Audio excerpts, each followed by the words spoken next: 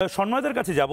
সন্ময়দা, খুব নির্দিষ্টভাবে এসআইআর এর বিরোধিতা করাটা কাল হয়েছিল রাহুল গান্ধী এবং তেজস্বীর, একদম স্পষ্টভাবে বিজেপি বলছে মানে এসআইআর এর জন্য এটা বড় জয় এবং এসআইআরটা আরো ভালোভাবে যাতে বাংলায় হয় তার জন্য ঝাঁপিয়ে পড়তে হবে গণতন্ত্রপ্রেমী মানুষকে। মহিক, আমি প্রথমেই একটা কথা বলবো, সেটা হচ্ছে যে এবারের এই নির্বাচনটা, বিহারের নির্বাচনটা আমার কাছে মনে হয়েছে বিজেপি, অবশ্যই বিজেপি নীতিশ কুমারের জোট, তারা অ্যাবসলিউট মেজরিটি পেয়েছে, সেটা একটা খুব উল্লেখযোগ্য দিক। কিন্তু আমার খালি মনে হচ্ছে যে গণেশ কুমার কিন্তু অসামান্য রোল প্লে করলেন এই বিহারের এক্সপেরিমেন্টটা দিয়ে। পশ্চিমবঙ্গটা হচ্ছে বিহারের পর, বিহারে প্রথম হয়েছে, বিহারটা নিয়ে প্রচুর আইনি আদালতের জট সামলাতে হয়েছে। আজকে যখন রেজাল্টটা বেরোলো আমি হিসেব করছিলাম, ঠিক 420 দিনের হিসেব। 24শে জুন অ্যানাউন্সমেন্ট করেছেন গণেশ কুমার ইলেকশন কমিশন যে এই মুহূর্তে দাঁড়িয়ে আমরা এসআইআর এ যাব বিহার। 15ই জুলাই নাগাদ আদালতের লড়াইটা শুরু করলেন সমস্ত বিরোধী রাজনৈতিক দল, কংগ্রেস, যে আরজেডি, অন্যান্যরা। কিন্তু ঠিক 420 দিনের মধ্যে এসআইআর কমপ্লিট করে আইনি জটিলতার ধাক্কা সামলে এবং এসআইআর এর এই প্রক্রিয়ার যে পর্বটা গণেশ কুমাররা বা জাতীয় নির্বাচন কমিশন করলো, মনে রাখতে হবে যে আজকে পশ্চিমবঙ্গ, তামিলনাড়ু, কেরল, পন্ডিচেরি, অসমে যখন হচ্ছে এসআইআরটা, তখন তার পেছনে একটা এক্সপিরিয়েন্স থাকছে বিহারে। কিন্তু বিহারে যখন হয়েছে তার আগে কিন্তু কোনো এক্সপিরিয়েন্স সাম্প্রতিক অতীতে হয়নি বা সাম্প্রতিককালে ছিল না। ফলত that was the acid test, এবং সেই অ্যাসিড টেস্ট কিন্তু সম্মানের সঙ্গে কাটিয়েছেন, মানে উঠেছেন। এর পাশাপাশি আমি আরেকটা প্রশ্ন তুলবো আজকে রিপাবলিক বাংলার এই চ্যানেলে।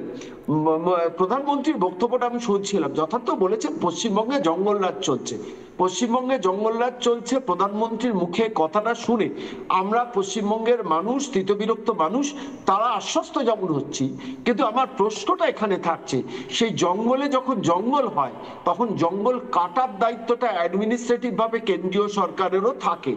তো বৃহত্তর খেলাফতের কথা তুমি বলছিলে, গাজাতুল হিন্দের কথা তুমি বলছিলে, আনসারুল্লাহ বাংলা, জামাত, আল কায়েদার নেটওয়ার্ক খুঁজতে পশ্চিমবঙ্গে এনআইএ কে আসতে হচ্ছে।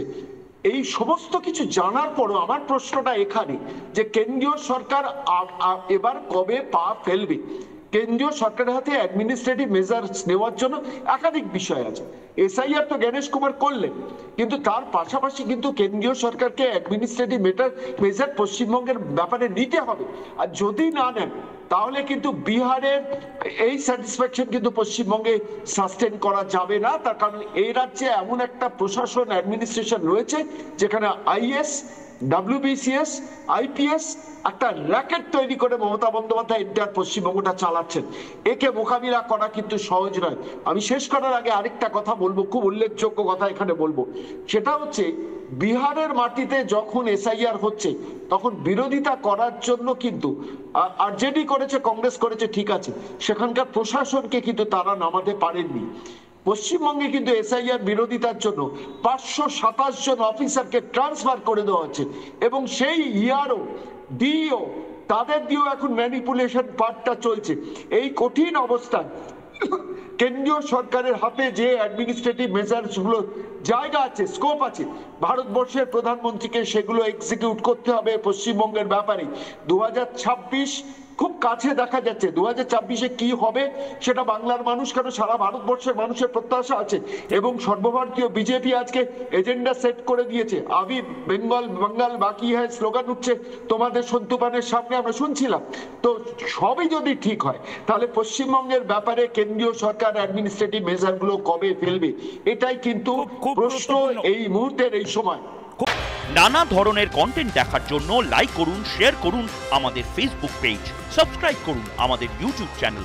পাশাপাশি অন্যান্য ব্রেকিং নিউজের জন্য অবশ্যই চোখ রাখুন রিপাবলিক বাংলায়।